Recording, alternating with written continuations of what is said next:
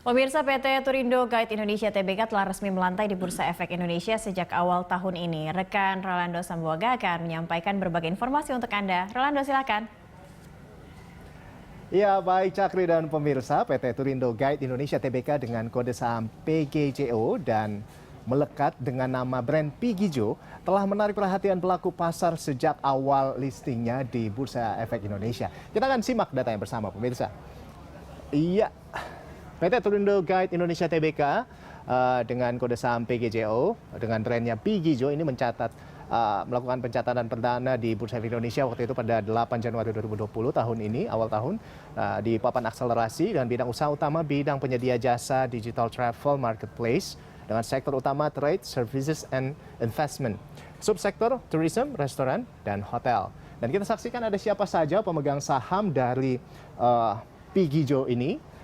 Ya, yang pertama itu Claudia Ingkiriwang. Kita saksikan 54,2 juta lembar saham atau 17,7%. Selanjutnya PT Surya Fajar Capital Tbk 47,3 juta lembar saham atau 15,46%. Disusul dengan Darren Arthur Philip Setiawan warna hijau berarti 31,25 juta lembar saham atau 10,2%. Lalu ada Alan Januari Luasa sebesar 11,7 juta lembar saham atau 3,83%.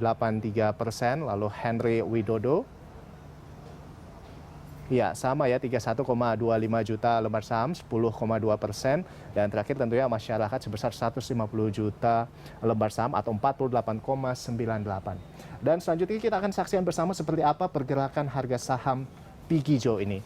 Dan kita saksikan di awal di awal tahun ini di Januari 22 hingga Maret. Kita lihat bersama bahwa pergerakannya cukup fluktuatif pemirsa, yaitu hingga 26 Mei berada di Rp93, lalu di 6 Juli turun ke level Rp72 dan pada kemarin 28 Juli itu menguat di angka Rp79. Ya, demikian pemirsa dan Cakri yang bisa saya sampaikan kembali ke Anda. Baik, terima kasih Rolando untuk informasi terkait saham Pigijo. Enak banget ya untuk disebut Pigijo begitu. Pak Adi mungkin tadi sempat melihat ini pergerakan sahamnya betul naik turun ya, fluktuatif sekali ya. Sempat di 107 di awal-awal setelah IPO, lalu sempat turun di sekitar 70-an, lalu 97 tadi lalu naik lagi. Nah, kalau Anda sendiri melihat pergerakannya ini benar-benar masih tergantung atau terpapar dari pandemi atau seperti apa fluktuasinya yang seperti ini? Kita bisa lihat lagi di layar. Kalau sekali lagi ketika kami go public di awal tahun, tentu kan kami punya database ya, masa lalu kita cek dan memang tren untuk pariwisata bukan saja di Indonesia yang juga terutama negara-negara tropis itu trennya naik. Trennya naik dan kami sangat optimis sekali di tahun ini begitu kita go public dan ada sejumlah strategi yang kita sudah siapkan untuk dieksekusi. Udah lagi ngegas nih. Mau lepas koplingnya tiba-tiba lampunya merah bukan merah hijau kuning lagi, merah semua. Iya, baik. Nah itu sampai kalau motor tuh kan udah ngegas, kan jadi begini gitu loh. Jadi nukik ya. Nukiknya jadi nukik dalam juga tadi. Nah seperti itulah kira-kira. Untunglah kita tidak jatuh. Langsung kami melakukan beberapa perubahan strategi. Salah satu di antaranya tadi kita udah bahas di segmen pertama tentang tiga jurus tersebut. Dan sampai saat ini kelihatannya tren apa yang kami lakukan itu mendapatkan sambutan yang baik. Yang tadi saya sudah ceritakan tentang Borobudur, kami juga tidak menyangka seperti itu. Dan di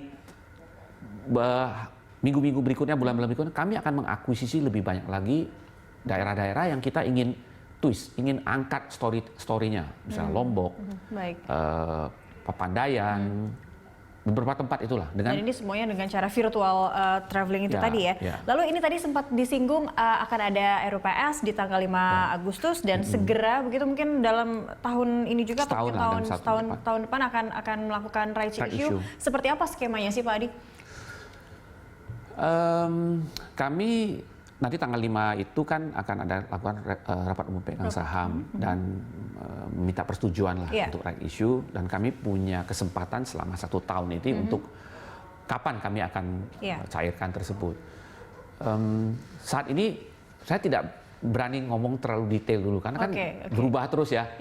Misalnya 3 hari terakhir ini kita di industri itu mengira wah ini pandemik sudah tiba-tiba kejutan. Wah, kita juga tidak tahu siapa tahu PSBB kembali dilakukan lagi begitu. Ini yang kemudian membuat kami sendiri pun nggak berani ngomong terlalu banyak dulu. Makanya kami minta dulu persiapan, kan ada waktu 1 tahun ini. Mudah-mudahan berita baik akan datang terus. Baik, dinantikan juga ya khususnya bagi sektor pariwisata, tidak hanya mungkin Pigijo tapi seluruh pelaku sektor wisata, pariwisata. Baik, kita masih ada 1 segmen lagi untuk membahas topik ini. Pemirsa, tetaplah bersama kami. Corporate Action akan segera kembali usai News Update.